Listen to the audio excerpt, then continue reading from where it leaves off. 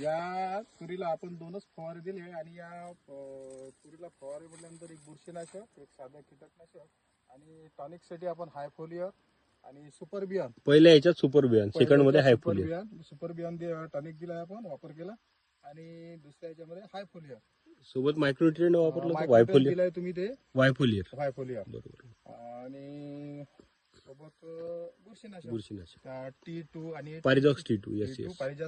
पारिजात कंपनीचं आणि T3 अशा प्रकारचं आपण कीटकनाशक वापर केलेला आहे. छान बनली तू. पारिजात कंपनीचं आणि अशा प्रकारची हे तूर आली आहे.